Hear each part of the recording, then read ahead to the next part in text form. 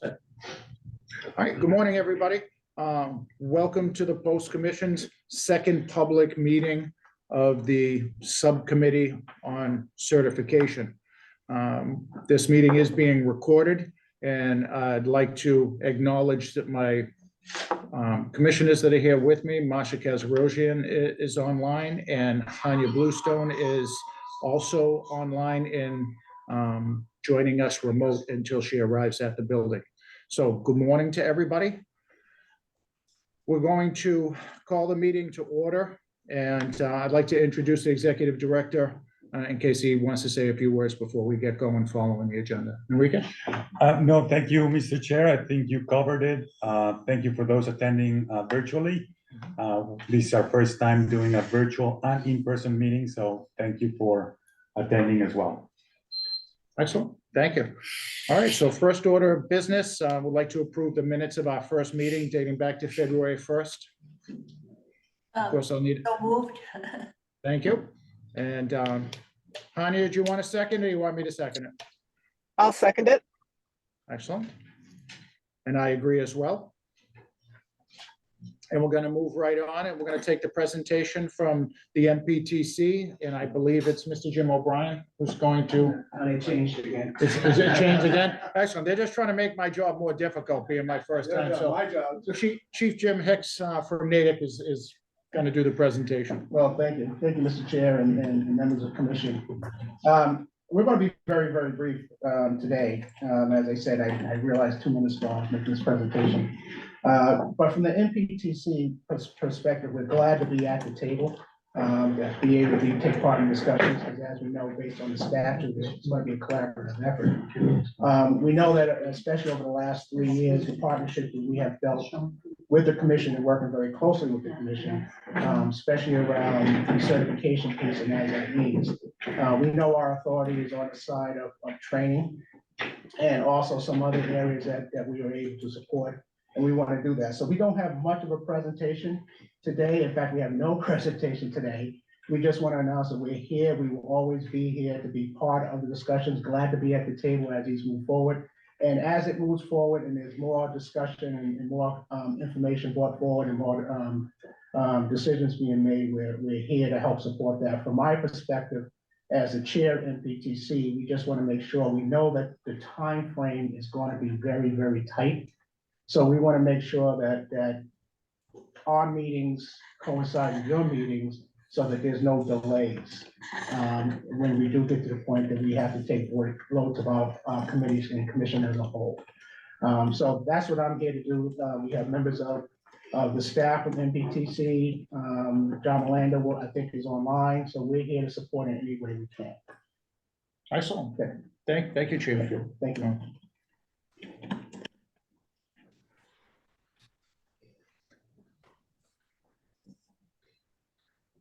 So we're going to move to members that are here in person that are looking to give a presentation on this topic.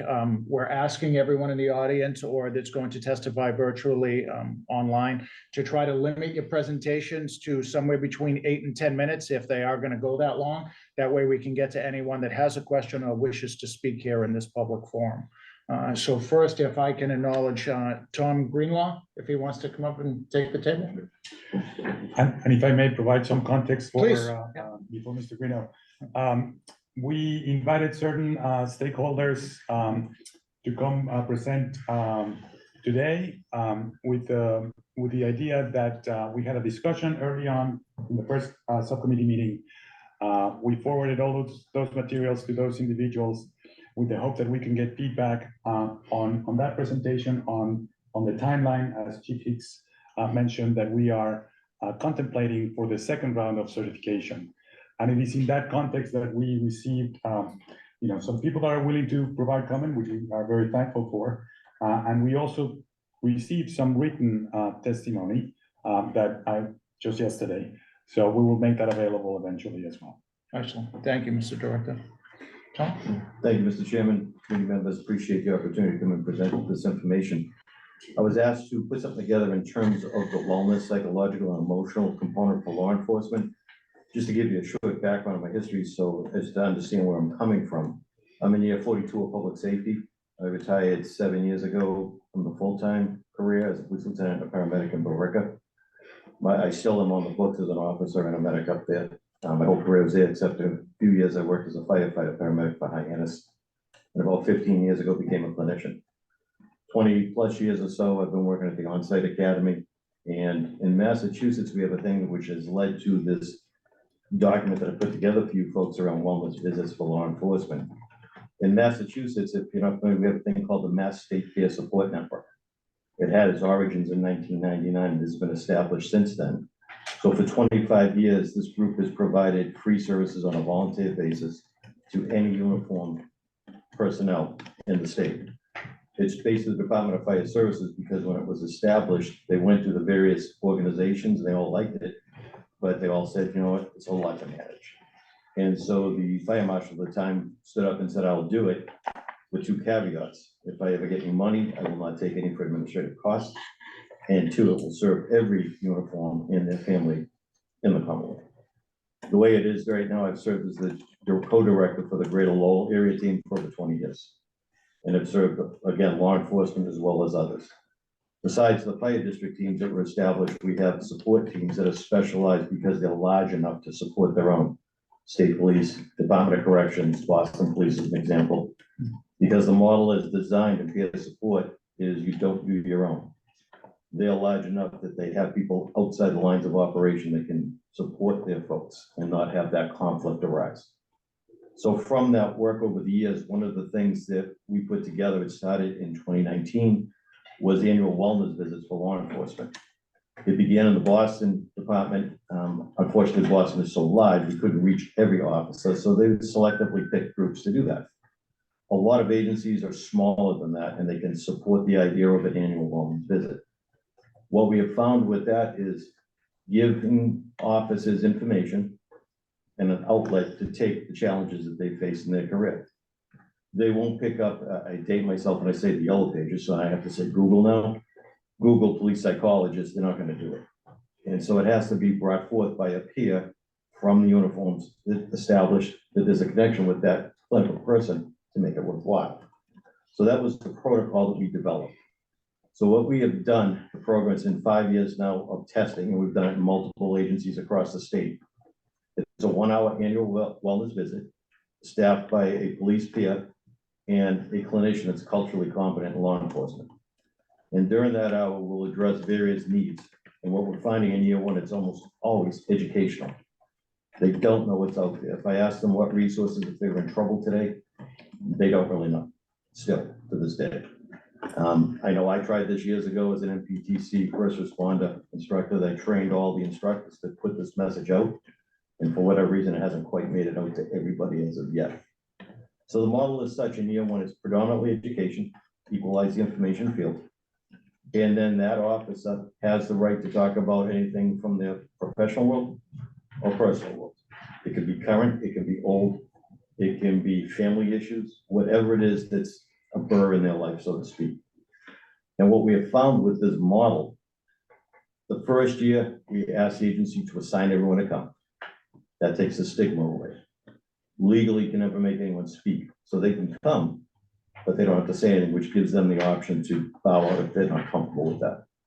I can tell you so far now, in 5 years in various agencies, we've had one person that hesitated, but stayed. Because we make it comfortable for them. It's a personal connection. It's not just something in a large audience. What we have found with that in subsequent years, a lot of departments are scheduling the people and stating this is going to be your job today. You're going to get compensated. Some in subsequent years have done it on a voluntarily basis. If you want to go, we'll make it available to you. What we have been finding across the board is almost universally the entire department comes in subsequent years, including the chiefs. And in fact, a lot of offices will say, how come we can't do this more than once a year? They bought into the concept. And again, it's not a threatening thing. It's information, giving them a place to go that's safe.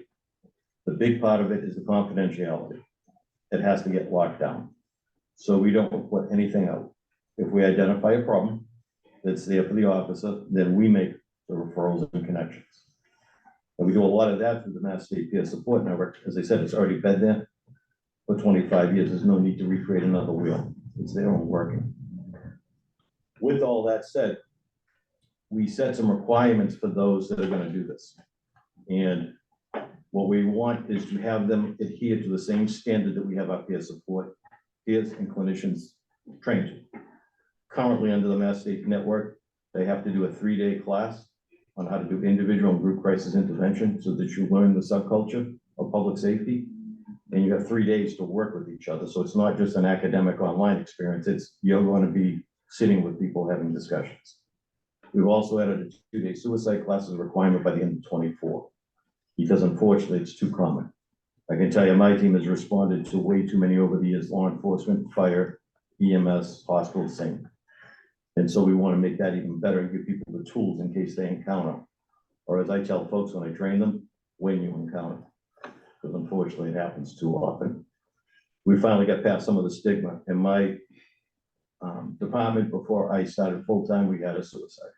And it was written up as an accidental discharge. And that's how it was left. There was no support for anybody. We want to change that. And we're changing it across the country. We're finally getting to that place. As far as the frequency, we would recommend, because it's a 3-year recertification cycle, that one of the years be a mandatory, you have to go. And the other 2 years, the administration would set up days so that people could voluntarily go and get reassigned or paid, or however that works out. By doing that, a department could break up their organization into thirds to bring them through. So it wouldn't be a scheduling burden or a financial burden. You know, we're trying to minimize that as best we can in doing this model. It's funny, we had one agency that was delayed, we scheduled it, and they had some delays with the town, making sure the legal stuff was in place. And we had worked with them a few years, and those officers were irate that their wellness visit was being delayed. They wanted to come. So once we get the buy-in, this is another tool, and if we tie it in with what already exists, I think we're gonna have a pretty good platform to help out folks. One thing with the wellness visits that we do is, once we make the connection on that visit, you have access to us for the rest of the year. And that has been a huge piece of the success of this. Because we've had offices, 3, 4, 6 months after meeting, have something come up in their life, and they're like, can we talk? Absolutely. We set that up and we make those arrangements, and we either virtually or in person, whatever needs to be done, or if need more, we refer them out to the appropriate facilities that are, again, culturally competent and vetted. And that's the other piece of what we do. There's a lot of folks spinning up right now, producing programs, because there's money being put at this, to put it bluntly. I won't refer to anyone to those places yet. I want to see the track record. I want to know that we've sent people, they've come back, and they've had changes in their lives.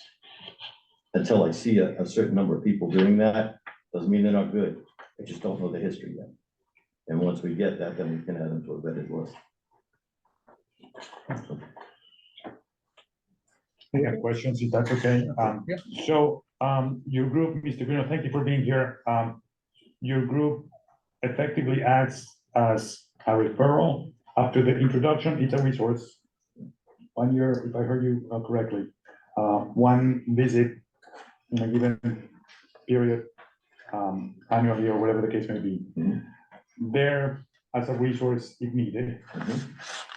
And at any time in those visits, you can make a referral based on issues that you might encounter. Correct. We've had people that come up, they might have an addiction issue. We've had people come up that have had suicidal ideations. We've had people come up that have a lot of family strife. And so we will connect them to the proper resources that are going to understand the law enforcement culture, but yet provide solid service in terms of clinical support. Sometimes it's a peer thing. We work a lot with military folks that are in public safety and law enforcement specific. We have groups of people that are trained peers that have worn both hats, and so maybe we'll make the match up that way. That we bring another veteran in to talk to the veteran law enforcement officer that's having the challenge, so they speak the same language, similar experiences, and then we get them to where they need to be. Okay, so the peer support is after the referral is done. It's ongoing. Right today, even without if a department does not have this model in place, any law enforcement officer or their family has the right to call 24/7 this network and have access to services. It's a fallacy that people have promulgated because it's based out of the fire service, that it's only for firefighters, or firefighters are gonna show up when there's a police shooting. Not true whatsoever. Half the teams are either run or co-run by law enforcement, and I've served as the state's training director as a law enforcement person for 15 years. Okay, so how do you get your funding? And you mentioned an associated cost for agencies, perhaps for the initial. Yes, so when the wellness checks, the department's picked up the cost of doing that. Most to this point have secured grants, wellness health type grants to do that. And as you know, most grants, after a period of time, they ask you to pick up the cost to carry on the process if it works. And that cost would be the initial sort of introductory type meeting? So or on the annual basis, they would support? pay for the clinician and law enforcement peer. Yeah. Whoever's coming to do that work, they would get a fee for that. It's great. But it's available to anybody in uniform, as you mentioned earlier. Yeah, peer support right now today, and it's been there for 25 years. So, there's a lot of people talking about the need for peer support in law enforcement. It's been there since day one. The only difference is it's at a regional level. It's not all in-house. And in fact, when I train people to do true peer support, they're taught to be the eyes, ears, and resource broker. You're not supposed to be the one listening to the story. You want to make the referral, you want to have that arm's length distance so people are comfortable with the confidentiality. Very interesting. You good, Mr. Chair? Yes, Okay, Commissioner Bluestone's joined us at the table, so I acknowledge you being here. Thank you very much. Traffic is a bear, we know. And Commissioner Kazarosian has her hand up, so if I can go to her next, that'd be great, Jamie. Thank you. Masha? First of all, I want to thank you very much, Mr. Greenlaw, for attending and for your testimony and your information. It's really very helpful. Appreciate it. I'm going to confess that I'm having trouble hearing things here and there. They're a little garbled for me. But if you could repeat the name of the organization, that would be, I would greatly appreciate that, because I just want to make sure I have it. And I've heard It's the Mass State Peer Support Network, peer support. and it's overseen right now by Department of Fire Services because the fire marshal was the only one that stood up and took responsibility for the group. Great. Thank you so much. You're welcome. All set, Masha? Yes. Do you have anything that you want? I know you're stuck here. Thank you for coming. Thank you. all right, I have one more question. Sure. So generally, how many agencies would you say are availing, police agencies? Right now, I think we're up to 10 that we're doing right now. Okay, Because as they learn about it, it's ironic that it's the officers coming for the services that are passing the message on to other departments going, hey, this is kind of a cool thing, and maybe we should do this. and they're learning, those officers are learning through the peer support, because that's your model. Correct. Excellent. All right, Mr. Wheeler, thank you very much. you. Appreciate you Thank you, driving Mr. all the way Wheeler. here for this No problem at today. all. Thank you. Welcome. If I can introduce Chief Chris Del Monte.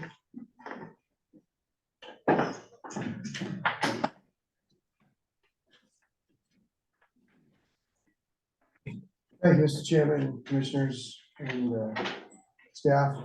My name is Chris Del Monte. I'm the police chief in Bridgewater. I've been the police chief for the last 13 years. I'm also the first vice president of the Massachusetts Police Association. I know you're considering requirements for a psychological and physical evaluation for veteran officers for recertification, and we just wanted to offer a few brief comments in relation to that. We do believe that MGL Section 4F1 addresses the successful completion of a psychological and physical examination for police officers that currently exists for veteran officers. However, we think that there's more to it than just simply saying that we think this is satisfied. There are some other considerations that we'd like you to take into account. As you know, this time for recruitment and hiring has been very difficult in the police profession.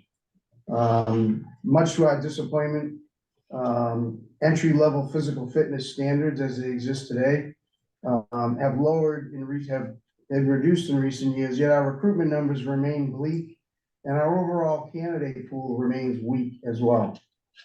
As chiefs and agency leaders, we want to encourage all of our personnel to remain active contributors on the job and healthy for many years to come, but random standards do not necessarily accomplish this goal. This is an opportunity for posts to incentivize rather than eliminate one of policing's most valuable resources, experience. There are many considerations when talking about creating a recurring cycle of psychological and physical requirements for veteran officer recertification. The very first one that comes to mind is, where is the funding coming from?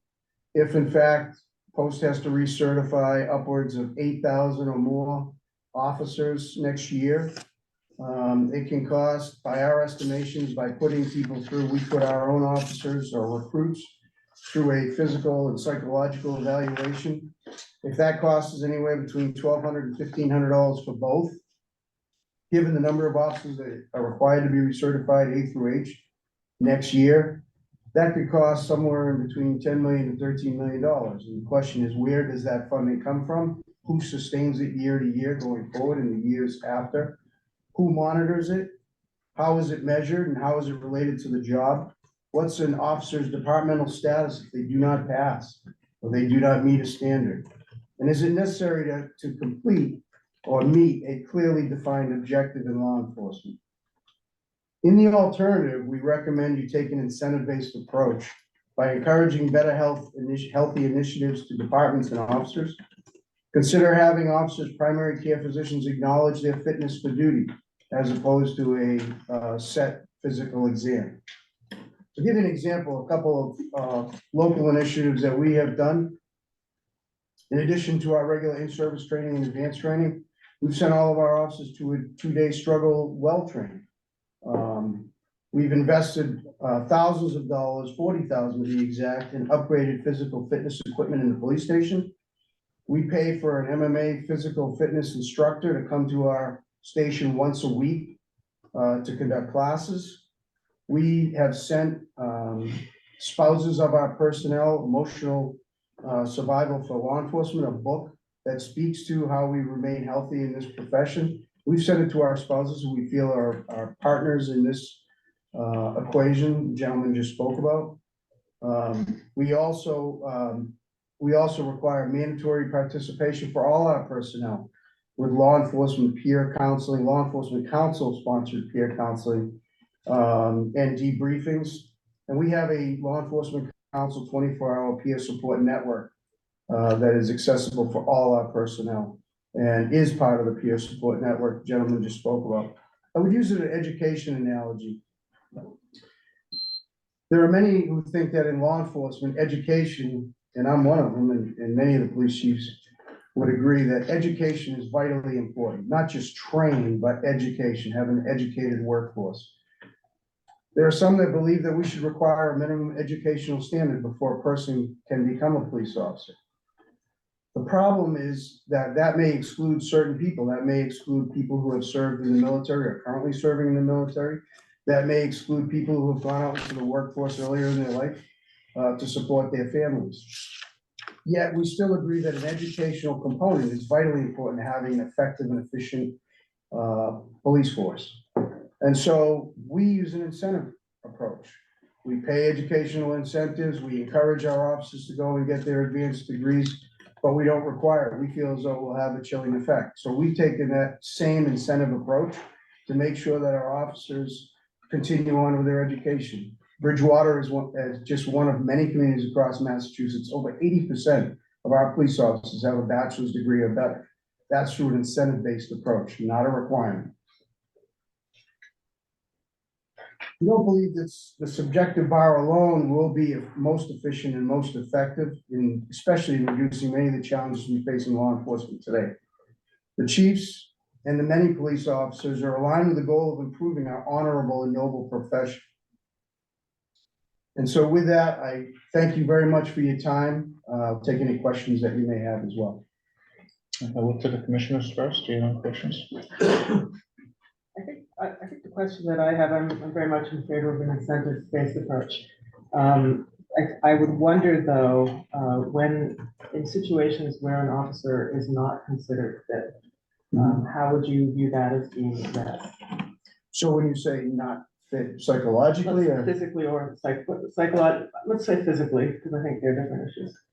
Well, so I think in the physical fitness realm, we want to encourage that to take place. Remember, the giving somebody, and I say it somewhat facetiously, giving somebody a 50-yard dash test or whatever the physical fitness test may be, is not necessarily the real key component. The key component for us is we have a mix of people that make a police department effective. And those are people who are newer to the job, bringing diverse experiences to the job, backgrounds, et cetera. And that experience, we're concerned, is going to be evacuated by establishing a particular standard. I can tell you that there are officers that I know who you may look at and not think are physical specimens and are quite physically fit. And then there are others who look like, you know, they're a gazelle and can run for a long period of time and are not good at running. So an arbitrary standard is a concern in that regard. So determining who's physically fit, you know, is part of that problem in differentiating those people. And again, our main concern is we're losing, it's difficult for us to find good candidates that want to take on this job for a variety of reasons that are not related to post or this state, but that are universal across the country. But it is a problem that every single community is facing, everyone. So in the event that there is some indication that an officer, by whatever standard, is not able to perform the physical functions of their job, what is currently the response in a situation like that? Well, when you say, what would be the indicators? What is it that you're indicating you'd say is not physically fit? A weight problem? As an example, sure, as an example, an officer that sort of can't bend over to administer CPR, let's say. Well, we could send an officer for a physical fitness or a fit for duty examination, but we have to have criteria that would articulate that. And sometimes that criteria can be difficult to assess. You know, making some assumptions there. You know, physical fitness is what we strive. We want to have officers that can do the job. If there's a problem with an officer, but we have to articulate exactly what the issue is and what the deficiency is. I don't think it's enough to say that, you know, they give the appearance they're out of shape alone. Commissioner Casarosian, do you have anything? You good? Chief, once again, I want to thank you personally on behalf of the commission, but personally for myself for driving all the way up here and giving the presentation.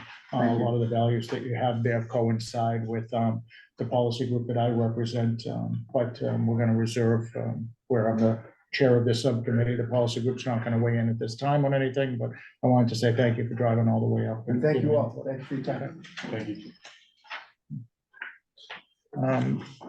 Moving on in the list, do we have a representative from the ACLU that might be here or online, Jamie, that wanted to give testimony? I know they submitted written testimony, but I thought I would ask anyway. Yeah. I don't have it in front of me as to who's online, so I didn't know if anybody was there. They did submit written They testimony. submitted written testimony yesterday. Okay. Yeah. And how about the lawyers for civil rights? Anyone, anybody online? Perhaps, Mr. Chair, if I may. Yes, sir. If it pleases the committee members, we could direct or announce that people attending online may use the Q&A function and submit a question or identify themselves by using the Q&A function in the webinar. Good, great idea. Completely fine with that. And if we could, we'll go to the questions at the end we'll get to the people that are in the audience that want to give testimony first. Right. And then we'll go to the Q&A at the end. Okay. Anyone in the audience that represents an organization that wants to testify or wants to put testimony on the record? No? Yes, sir. Please come up, identify yourself, and take the chair. I want to thank you for having me. My name is David Clark. I'm the chief of police in Reading. I've been on the department for 29 years and chief between the actual role and official role for about 5 years now. I was asked to come just to talk about a couple of programs that Reading has to encourage officer wellness. By no means are this initiative I started. We in the police world are lucky enough, we borrow from a lot of other agencies. You have a great idea, you take it, you tweak it and go on with it. But something we have introduced was to break down the stigma of mental health and to encourage officers to seek some help. I think we do a really good job, at least in my agency. If there's a critical incident, about having councils come out and deal with that specific incident, but where we're lacking was the day-to-day health of the officers. So what we instituted in Reading is we have a mental health clinician embedded within the police department.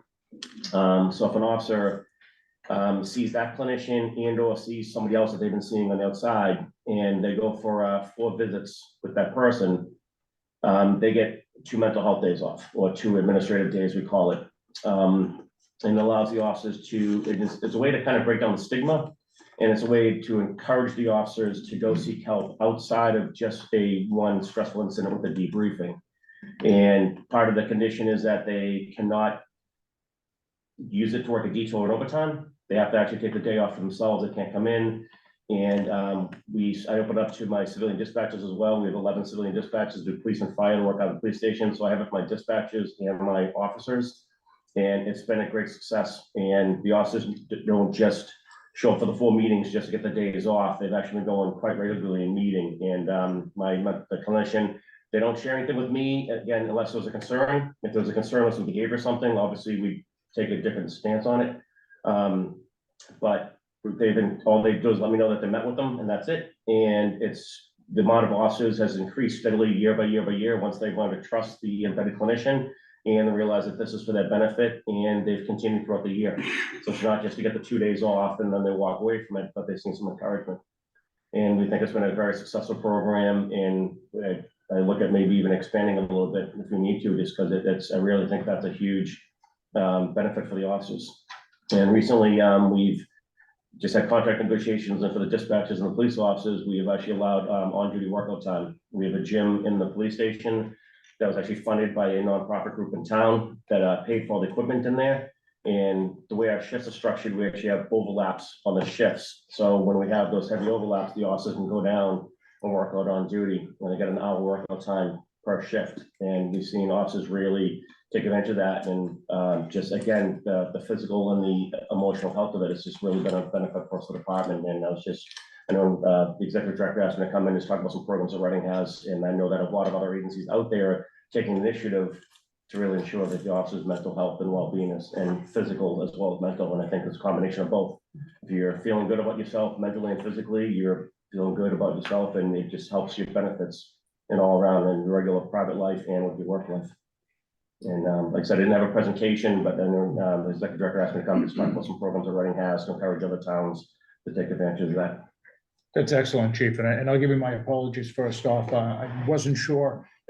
I had you on the list of people who are going to present, and then I thought that between the MPTC and Chief Del Monte, I wasn't sure how that worked. So I'll offer my apologies. Not to apologize. I'm happy to be here. Okay, and thank you for that. That's great information. It's great to hear that your department's doing that. Before I go to Commissioner Kazarojian, can I ask the clinician, who's paying for that? Is that the town of Reading? Is that the police department's budget? How does that? Yeah, so town meeting gave me about a year and a half ago, gave me at town meeting on the budget, presented the position. I was going to ask for it the year after, and it got actually the residents of town meeting wanted me to have it and gave me the money. So it actually falls under the police department. And this budget is a town position budget under the falls on the police department. So we've done a coalition that we have that falls on the police department. Okay, thank you. That's excellent. Commissioner Kazarojian, I'll go to you first.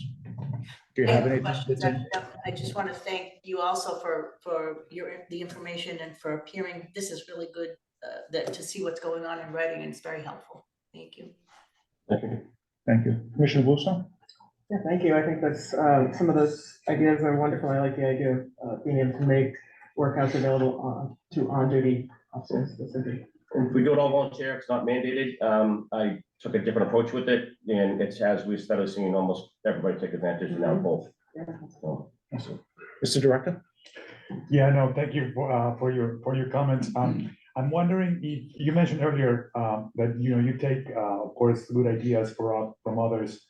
What's your assessment about how many other agencies you have both incentives and or some dedicated budget for the things that you described, either maybe not at the level of the embedded commission, but some kind of other resources that they make available to officers? I know within Middlesex County, I've learned about when we do the Middlesex Chiefs of Police Association meetings, that's where all the chiefs get together and talk. Last I heard when we implemented the program about a year and a half ago, I think there's about 10 or 12 agencies I was aware of. That's where I heard it from. So honestly, I haven't done a poll or anything to find out, but I'm hearing more and more. And we've actually had other police agencies reaching out to ask us for a policy on it.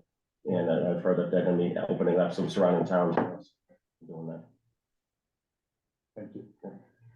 Commissioners, one of the thoughts that has been circulated before around this topic would be for posts to simply do at a minimum a survey as to, as part of the recertification process, as to how many departments have in place these kinds of policies in order to then ascertain whether a mandate or some kind of other incentive or some kind of other tie-up to the certification part would be feasible or a big lift. Excellent idea. Chief, thank you very much. Thank you for your time. I appreciate it. Thank you. And I'm just gonna ask again, anybody else in the audience that I might have missed? No? Okay. Do you have an ongoing list, Jamie, of people online? I know that the Mass Coalition of Police Yes, has. we have one person, John Nelson. Okay, He identified. Can we himself. link John Nelson? Sure. Yeah. Thank We'll you. just have to accept the invitation, but it's on its way. Okay. Do we have a lot of people that, No, that's it so far. Okay. Just John Nelson. and John Melander is also online. Is he still giving testimony? Do we know? No, I could get in this way. That's yours, Chief. Okay, just want to make sure I'm not passing anybody over. Thanks. So we'll just wait a minute for John Nelson. Hey, John. You open, John? Can you hear me? Good morning.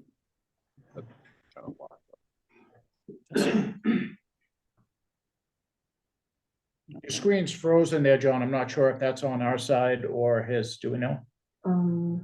Appears to be his, I think he's on now. He's on It's now. good, yeah. John, try it again. Good morning, Chairman Calderoni, distinguished members of the Certification Subcommittee. Thank you for this opportunity today to speak before you, Massachusetts Coalition of Police. I'm the Vice President, as well as the Vice President for the Mass Law Enforcement Policy Group. Today, I'm here with Tim King, the Massachusetts Coalition of Police in-house counsel.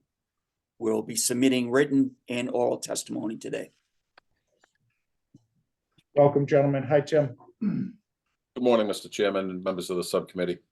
The Massachusetts Coalition of Police and our nearly 6,000 members from across the Commonwealth would like to thank you for accepting input into your efforts of studying, considering, and deliberating ideas regarding the recertification process. We appreciate the inclusion into a process that requires serious thought and examination before any revisions are made to the recertification of law enforcement officers in Massachusetts. We have all learned that the arbitrary timelines applied by the enabling statute to the original recertification procedure created significant difficulties for the Commission, hindered your abilities to properly vet the process, and resulted in litigation and other challenges.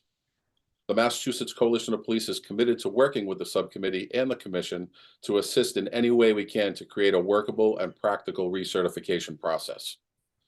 The Commission members and staff in previous meetings discussed the interpretation of statutory language such as the phrase successfully completed and the like, and how those phrases relate to which aspects should or must be included in the recertification process.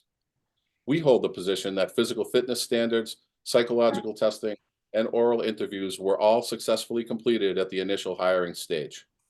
The only determinations that should be used for recertification are whether the law enforcement officer has remained in good standing since the last recertification and whether the applicant was subject to a statutorily disqualifying event, such as being convicted of a felony, being decertified by post, being decertified by working as a police officer elsewhere, or appearing in the National Decertification Database. There are many reasons why the recertification process should not include physical fitness standards, psychological evaluations, and oral interviews. The first and most important reason is simply cost of an unfunded mandate enforcing the development and support of any standards. A statute enacted in 1996 required physical fitness standards for any newly hired officer. That statute was never funded and/or implemented because the cost and logistics to conduct a physical fitness evaluation of 20,000 Massachusetts police officers is overburdensome. If you then add psychological evaluations of those same officers, you have doubled the burden. It would be extremely difficult to devise a psychological testing process that could fairly and effectively evaluate a veteran officer's psychological condition in the limited time setting that would be available for the tests. The cost of implementing mandatory physical and psychological testing for all officers would be extraordinary. The cost not only will arise from testing all the officers, but the cost to pay for the officers to submit to such testing and/or pay for overtime to substitute for officers being tested. It seems unlikely that the state will pay for the costs associated, and police departments that are already strapped for resources should not be expected to handle this unfunded mandate.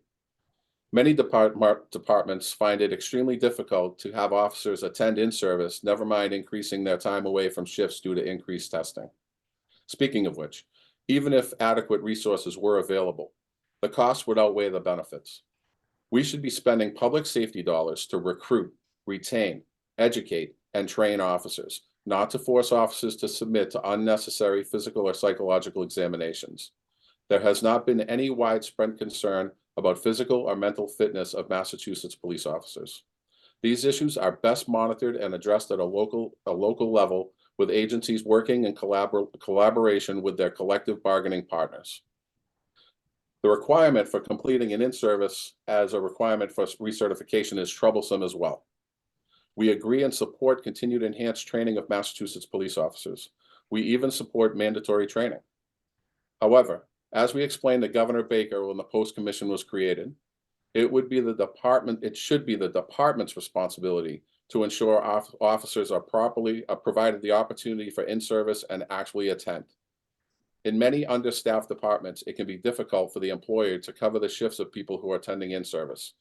There are departments that make it very difficult for officers to attend.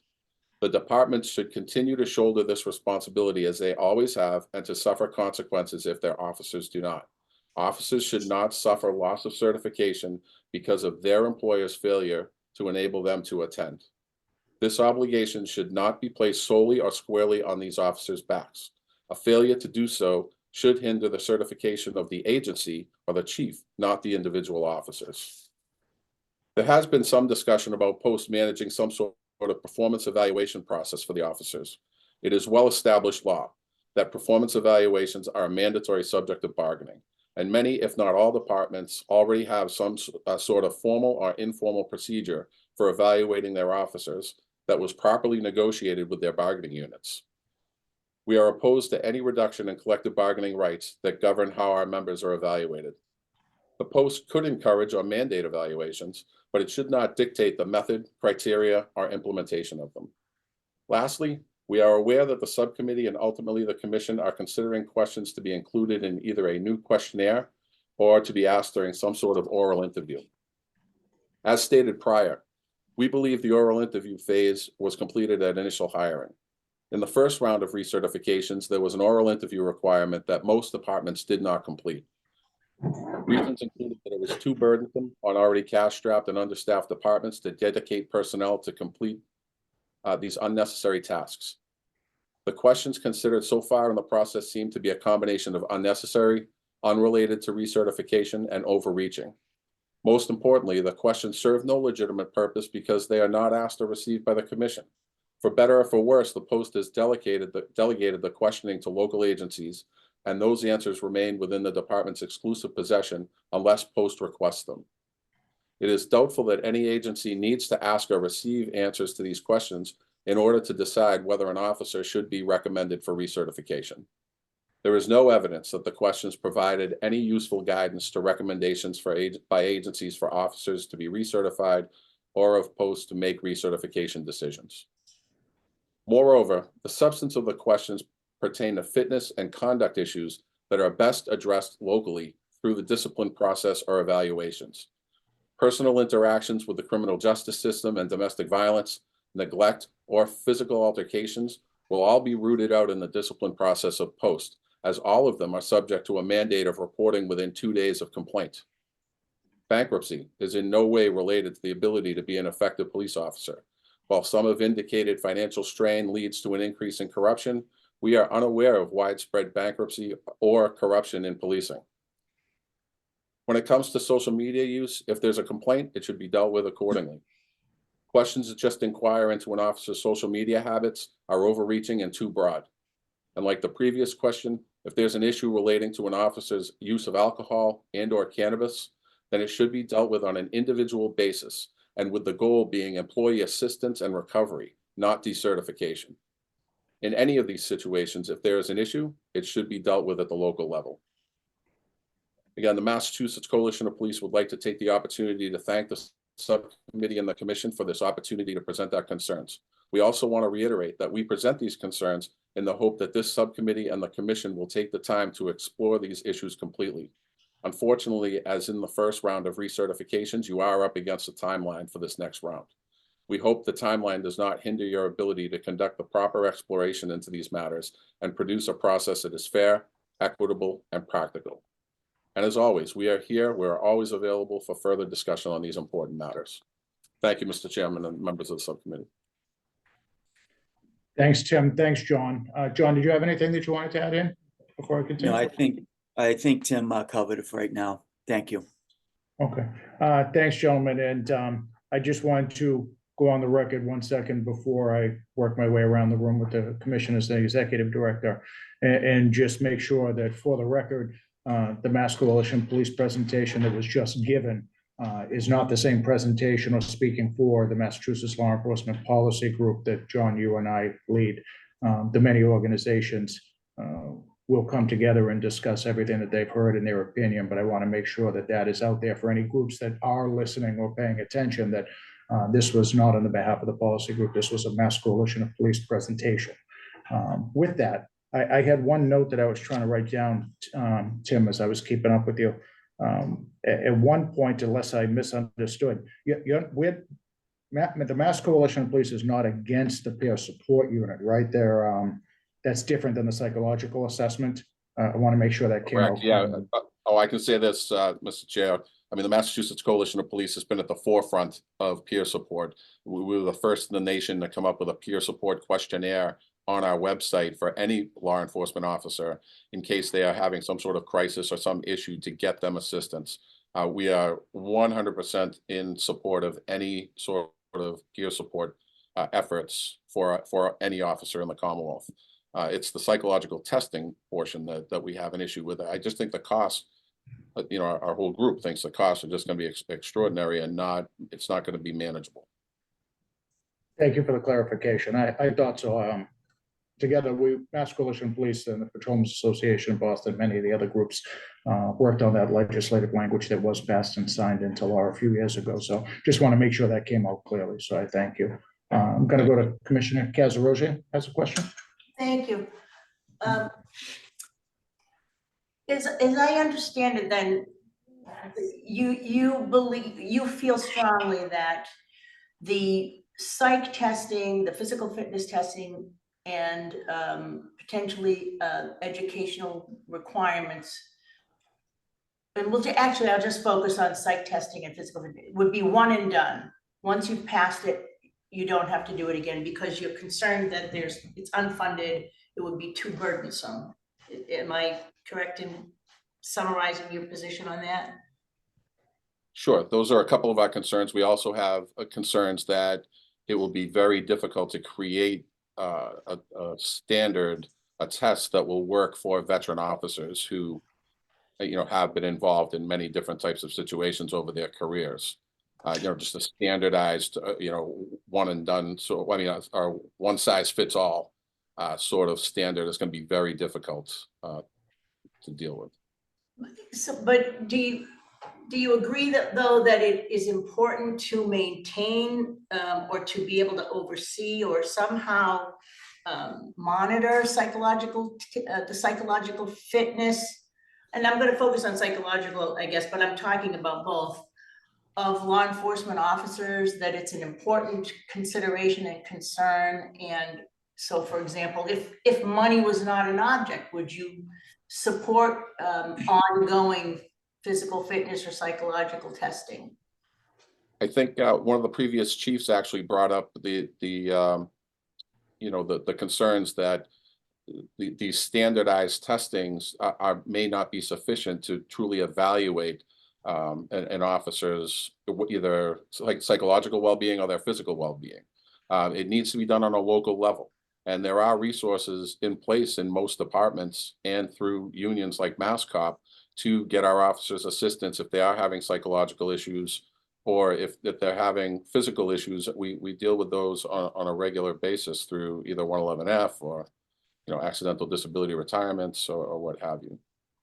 But if there is a way to do it on the local level, why isn't there a way to also do it as far as for post?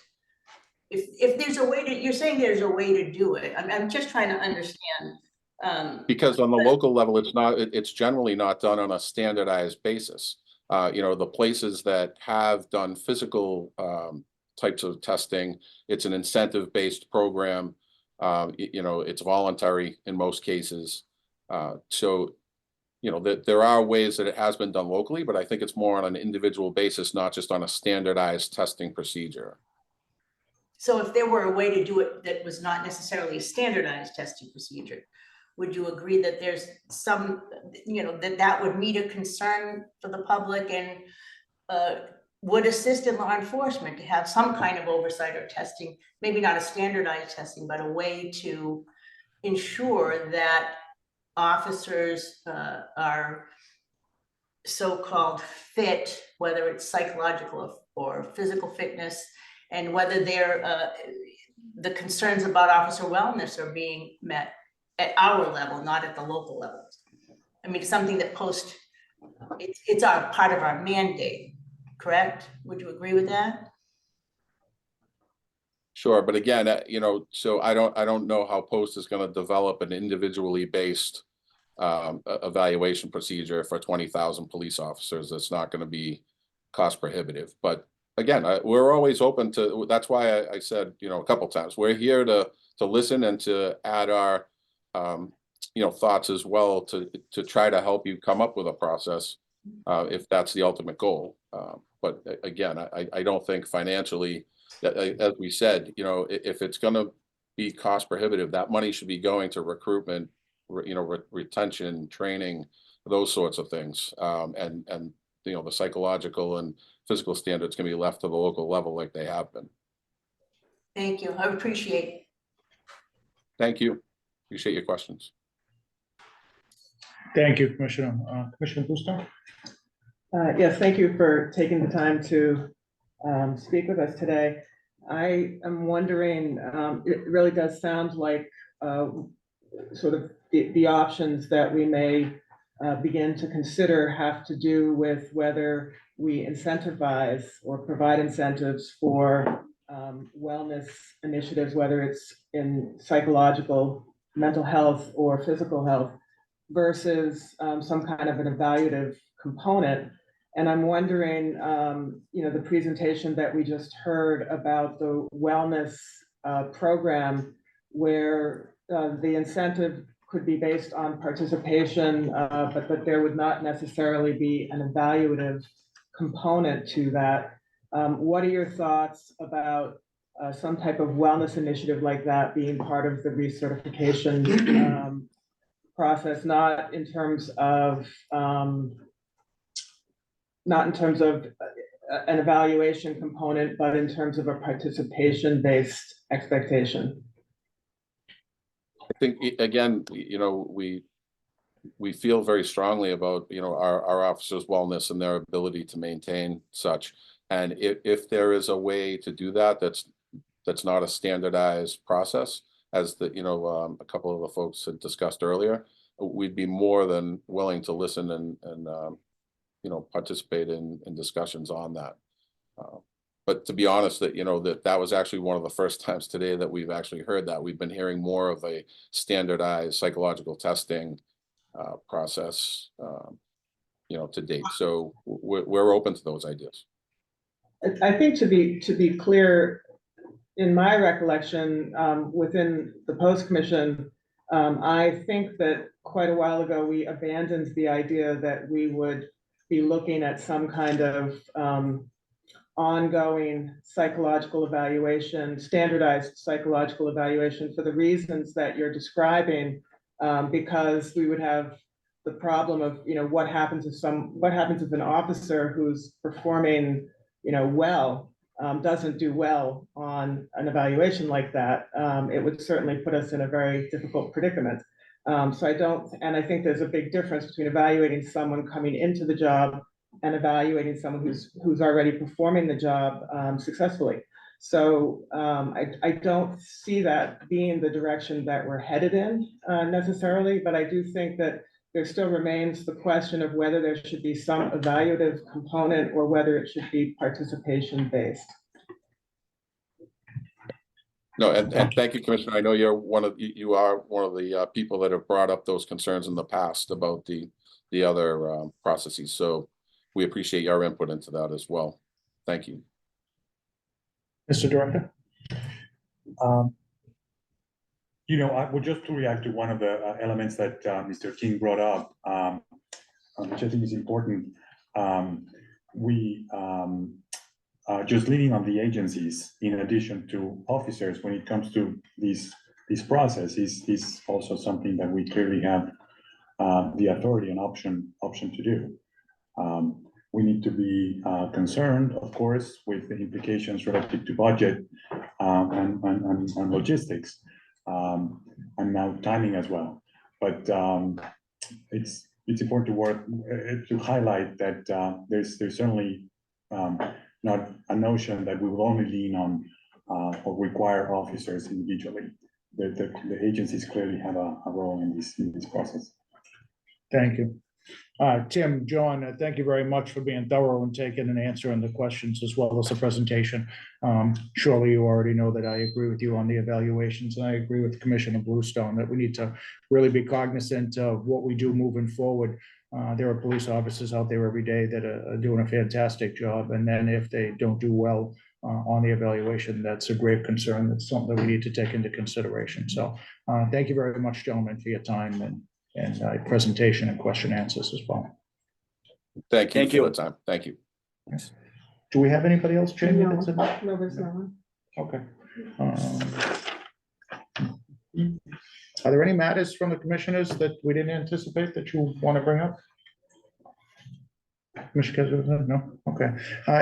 Before we close, if I could just acknowledge everybody that's at the table or in the room. I know you don't like being embarrassed, but this can't happen and the post commission can't function without everyone that's here. So you know the executive director who's been at the table handling everything and making sure I do my job smoothly. I thank you, Enrique, but General Counsel Randy Ravitz is here. I know Veronica Lightfoot is in the room.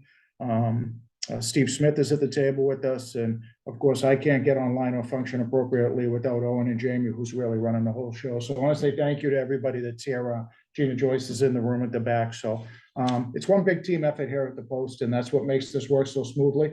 So on the behalf of the organization and the subcommittee, I want to say thank you again to all the chiefs and everybody that's in the audience. And with that, thank my commissioners, and we'll organize our second meeting at some point, our third meeting at some point coming forward. And with that, I'll say have a good day and look for a motion to adjourn. I'll make that motion to adjourn. Commissioner? Second? Second. Marcia gives me the thumbs up. All right, everybody, have a good day. Thank you very much. Thank you very much, everyone. Thank you. Thanks, Jim.